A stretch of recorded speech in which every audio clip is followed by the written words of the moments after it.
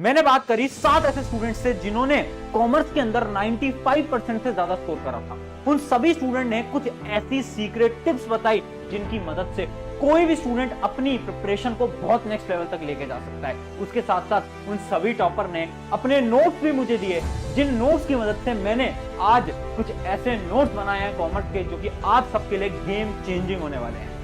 तो hi everyone, मेरा नाम है Prashant, mentor of thousands of students और welcome to our 11th and 12th channel. मुझे पता है वीडियो बहुत टाइम बाद आ रही है, बट एक खतरनाक वीडियो लेकर आया हूं स्पेशली कॉमर्स के स्टूडेंट के लिए, क्योंकि YouTube के ऊपर ना कॉमर्स को ना कोई पढ़ाता है, ना कोई ध्यान देता है, ना कोई स्ट्रैटेजी देता है, ना कोई नोट्स देता है। साइंस की बात तो हर कोई करता है, बट मैंने सोचा कि यार इस बार मदद करेंगे अपने कॉमर्स वाले स्टूडेंट्स की। तो तुम्हारे लिए मुझे पता है कॉमर्स में दिक्कत आ रही है, अकाउंटेंसी समझ नहीं आ पा रही है, पता नहीं हो क्या रहा है, बीएसटी समझ नहीं आ पा रही है, बहुत सारी प्रॉब्लम आ रही है ना। इन सारी प्रॉब्लम्स को मैंने तुम्हारे सीनियर से पूछा जिन्होंने बहुत अच्छा स्कोर करा है। मैंने उनसे एक टिप नोट करी और सारी टिप्स में लेकर आया हूं। उसके साथ साथ कुछ ऐसे नोट्स मैंने बनवाए हैं अपनी टीम से जो कि इंडिया के बेस्ट नोट्स हैं आज के समय पर कॉमर्स के सेक्शन में, वो भी मैं तुम सबको फ्री में देने वाला हूं आज। ठीक है, चलो एक एक करके बात करते हैं। सबसे पहले जानते हैं स्ट्रैटेजी क्या है। उन टॉपर ने क्या स्ट्रैटेजी बताई। उन्होंने बोला कि देखो सबसे पहले तो ना आपको सब्जेक्ट वाइज अलग अलग स्ट्रैटेजी बनानी पड़ेगी। जैसे सबसे इंपॉर्टेंट जो सब्जेक्ट है वो है अकाउंटेंसी। तुम्हें भी पता चल गया होगा अभी तक कि अकाउंटेंसी जो है one of the toughest subject माना जाता है ना, और इसका मतलब ये इंपॉर्टेंट भी बहुत ज्यादा है और ये जो होता है समझ में भी कम आता है। तो इसकी स्ट्रैटेजी क्या है एक बार समझ लेते हैं। सबसे पहले ये देखते हैं, अकाउंटेंसी के दो पार्ट होते हैं, थ्योरी प्रैक्टिकल। हम मेनली बात कर रहे हैं थ्योरी की। तो देखो आपको कौन कौन सी बुक्स ले लेनी है। अगर आपने कोई बुक नहीं ली है तो आप ये दो बुक्स ले सकते हो, जैसे कि एक आती है आपकी डीके गोयल या तो आप टीएस ग्रेवाल, इन दोनों में से कोई भी बुक ले सकते हो। बहुत ज्यादा इफेक्टिव आप दोनों की प्रिपरेशन के लिए रहने वाली हैं। ठीक है, तो ये बुक्स अच्छी हैं, दोनों बुक्स भी ले सकते हो, सही है। आगे बात करते हैं हम क्या है टॉपर्स टिप। अब देखो अकाउंटेंसी के लिए हर एक टॉपर ने बोला कॉन्सेप्ट कॉन्सेप्ट कॉन्सेप्ट। अगर आप कॉन्सेप्ट नहीं समझोगे ना तो अकाउंटेंसी तो पढ़ना भूल जाओ। यानी आपको सबसे पहले कॉन्सेप्ट समझना है, उसके बाद क्वेश्चन प्रैक्टिस करनी है। कहां से? रेफरेंस बुक से या फिर प्रीवियस ईयर क्वेश्चन से। एनसीईआरटी जो आपकी टेक्स्ट बुक है उसके क्वेश्चन आपको लगाने की कोई जरूरत नहीं है। हर एक टॉपर ने बोला एनसीईआरटी के क्वेश्चन मत लगाओ, आप अकाउंटेंसी के अंदर आप रेफरेंस बुक लगा लो या तो पीवाईक्यू कर लो। ठीक है, उसके बाद जब हम न्यूमेरिकल सॉल्व करेंगे ना इसके अंदर, तो होगा क्या ना, बहुत बार एरर्स आएंगे। तो एक स्टेप जो कि हर एक टॉपर ने बोला वो है एरर एनालिसिस। ठीक है, जैसे आपको पता है यार अकाउंटेंसी के अंदर बहुत सारी आपको बैलेंस शीट वगैरह बनानी होती है, तो कहां पर आपका एरर हुआ है, किसमें क्या मिस्टेक हुई है, ये एरर को एनालाइज करो। देखो कि हाँ यार मेरा ये गलती हो गई थी, वो गलती हो गई थी, ऐसे दिक्कत हो गई थी। ये सारी चीजें आपको करनी पड़ेंगी, तब जाके अकाउंटेंसी हो पाएगी, वरना अकाउंटेंसी भूल जाओ। तुम्हें लग रहा है ना कि अगर 10th वाली चीज चल रही है, थ्योरी पढ़ लेंगे नंबर आ जाएंगे, नहीं भाई, यहां पर तो नहीं होगा, है ना। और अकाउंटेंसी में समय देना पड़ेगा, सबसे बड़ी प्रॉब्लम यह है यहां टाइम लगता है। ठीक है, अब देखते हैं। पहली चीज देख लो कि इसके थ्योरी के जो क्वेश्चंस आएंगे ना वो तो बहुत नॉर्मल आते हैं, है ना। थ्योरी तो आप रेफरेंस बुक से पढ़ लोगे, उतना आपके लिए इनफ हो जाएगा। उसके बाद आपको अपने बेसिक्स को स्ट्रॉन्ग करना है और जो क्वेश्चंस होते हैं उनको क्या करना है, रेगुलर प्रैक्टिस करनी है। अब देखो इमेजिन करो आप 10 क्वेश्चन प्रैक्टिस कर रहे हो, अब उसमें से आप 2 या 3 क्वेश्चन नहीं कर पाते तो उनके ऊपर सर्कल लगा के रख लेना, है ना। क्या कर लेना, जैसे मान लो 3, 4 ऐसे, इन पे सर्कल कर लो।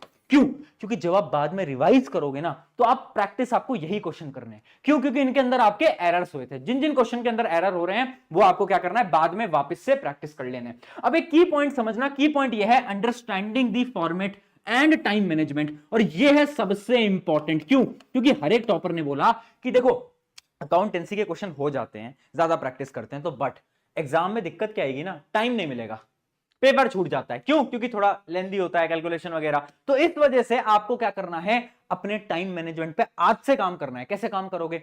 जितने ज्यादा क्वेश्चन प्रैक्टिस करोगे, वो भी एक टाइमर के अंदर, है ना। एक टाइमर लगा लिया करो, 2 मिनट, 10 मिनट, 5 मिनट, एक टाइमर लगाया और उसके अंदर अंदर आपको एक क्वेश्चन सॉल्व करना है। तो यानी स्पीड, टाइम मैनेजमेंट बहुत इंपॉर्टेंट है, वरना तुम पढ़ के सब जाओगे, एग्जाम के अंदर सोचोगे कि मैं तो कर लूंगा, बट पेपर ही छूट जाएगा, क्या कर लोगे। इस वजह से बहुत इंपॉर्टेंट है कि आप टाइम मैनेजमेंट समझो, उसके साथ साथ आपको सारे फॉर्मेट्स भी पता होने चाहिए, फॉर्मेट्स में कोई गलती नहीं होनी चाहिए। ठीक है, उसके अलावा क्या है, क्वेश्चन से ज्यादा कहां पर फोकस करना है, एंट्रीज एंड उनकी ट्रीटमेंट पे आपको मेन फोकस करना है, और रिवीजन आपको करते रहना है ना। जितने ज्यादा आप क्वेश्चन प्रैक्टिस करोगे आपके रिवीजन होते जाएंगे। अब आपके लिए मैं लेकर आ गया हूं अकाउंटेंसी के इंडिया के बेस्ट नोट्स जो कि आपको मिलने वाले हैं फ्री, है ना, डिस्क्रिप्शन के अंदर।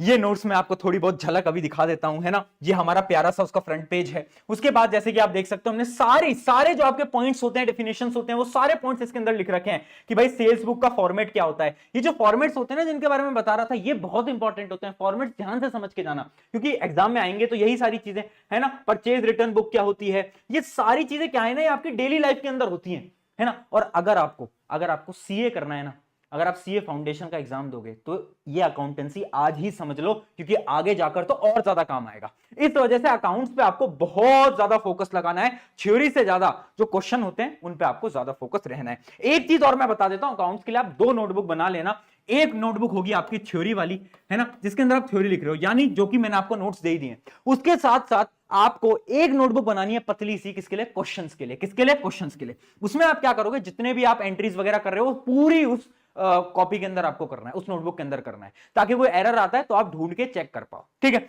इसलिए 2 नोटबुक आप बना लेना, ये हर एक टॉपर ने सजेस्ट करा था। अगली बात करते हैं हम किसकी, बिजनेस स्टडीज की, जो कि आपका बीएसटी। अब देखो बीएसटी क्या है ना, बीएसटी बड़ी डेली लाइफ वाली चीज है, और this is one of the easiest topic या फिर easiest subject of your commerce. ये सबसे आसान बोला, हर एक टॉपर ने बोला बीएसटी तो बहुत सिंपल है, ये तो हो जाएगी, है ना, और इससे डरना नहीं है। क्यों? क्योंकि देखो ये ना आपकी डेली लाइफ पे बहुत ज्यादा रिलेटेड है, तो आप डेली लाइफ से रिलेट करके आराम से चीजों को याद कर सकते हो। अब समझ लेना, एक रेफरेंस बुक जो कि हर एक टॉपर ने बताई वो थी पूनम गांधी, तो ये वाली एक बुक है, तो ये हर एक टॉपर ने बताई, आपको भी अगर लेनी है तो ले सकते हो, ठीक है। अब क्या बताया टॉपर ने कि सबसे पहले आपको एनसीईआरटी की थ्योरी पढ़नी है, उसके बाद आपको क्या करना है, कोई रेफरेंस बुक से क्वेश्चन करने हैं और पीवाईक्यू करने हैं। अब एनसीईआरटी की जो थ्योरी है ना, वो बहुत ही ज्यादा रफ दे रखी है, अच्छी तरीके से नहीं दे रखी। इसी वजह से बेस्ट नोट्स आपको मिल जाएंगे बीएसटी के भी, अभी दिखाऊंगा आगे। ऐसे नोट्स हैं जिनसे आपको मजा आ जाएगा, ठीक है। तो बीएसटी के भी नोट्स हैं। अब टॉपर ने क्या टिप दी, टॉपर ने बोला पहली चीज याद करना पड़ेगा, यहां पर रटना बहुत पड़ता है ना, तो चीजों को आपको याद करना पड़ेगा। याद कैसे करोगे, रियल लाइफ एग्जांपल से आपको याद करना पड़ेगा। उसके अलावा बोला कि आंसर लिखने का तरीका बहुत मैटर करता है, यानी आप फ्लो चार्ट बनाओ, समझा कर आओ, है ना। बहुत सारे फ्लो चार्ट आप नोट्स देखोगे, उसके अंदर आपको समझ आ जाएगा कि फ्लो चार्ट कैसे बनाते हैं। याद रखना बीएसटी में आप कोई भी आंसर लिख के आ रहे हो ना, कितनी अच्छी तरीके से प्रेजेंट करके आते हो, वो बहुत इंपॉर्टेंट है ना। तो ऐसे नहीं कि वो एकदम लाइन टू लाइन लिख दिया, नहीं, प्रेजेंट करो ना, फ्लो चार्ट्स बनाओ, कोई दिक्कत नहीं है। डायग्राम्स बनाओ तो छोटे मोटे, बड़ा इंटरेस्टिंग लगता है और चेक करने में भी बहुत ज्यादा आसानी हो जाती है। की पॉइंट देखना, फोकस ऑन इंपॉर्टेंट टर्मिनोलॉजीज, जितने भी इंपॉर्टेंट टर्म्स होती हैं ध्यान से समझ के जाना। टर्म्स का एक सेक्शन भी बनाया नोट्स के अंदर।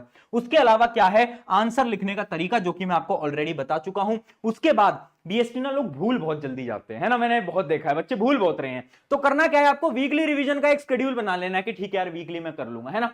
और ये एक ऐसा सब्जेक्ट है ना जिसकी आपको लेक्चर्स की भी उतनी जरूरत नहीं पड़ती, अगर आप नोट्स पढ़ लोगे ना तो भी हो जाएगा, है ना। वन शॉट देख सकते हो, बट फिर भी मैं सजेस्ट करूंगा कि notes are more than enough. ये जो नोट्स हैं इनके अंदर आपको क्वेश्चंस भी मिलते हैं, आपको सारी टर्मिनोलॉजीज भी मिलती हैं, डेफिनेशंस भी मिलती हैं, सारी चीजें आपको मिल जाती हैं। एम्प्लॉयमेंट की जितनी भी डेफिनेशन है, मोड ऑफ एस्टैब्लिशमेंट क्या है, क्वालिफिकेशन क्या है, सब कुछ। उसके अलावा क्वेश्चंस भी दिए हैं, टॉप 5 क्वेश्चंस भी दिए हैं कि कौन कौन से क्वेश्चन आपके एग्जाम्स के अंदर, स्कूल के एग्जाम्स के अंदर पूछे जा सकते हैं, वो भी दिए गए हैं। यानी तुम्हारे लिए मेहनत करिए भाई, तो आई होप कि तुम्हारी मदद हो पाई होगी। अब बात करते हैं इकोनॉमिक्स की। इकोनॉमिक्स में आपके होते हैं बेसिकली 2 पार्ट, एक होता है आपका क्या, माइक्रो, उसके अलावा एक होता है आपका स्टैट्स। अब ये स्टैट्स तो वो है जो कि बेसिक आप 10th तक मैथ पढ़ के आए हो। अगर तुम्हें 10th की मैथ बेकार लगती है तो यहां पर बड़ी प्रॉब्लम होगी, क्योंकि मीन, मोड, मीडियन वैसे भी आपको पढ़ना होता है, ठीक है।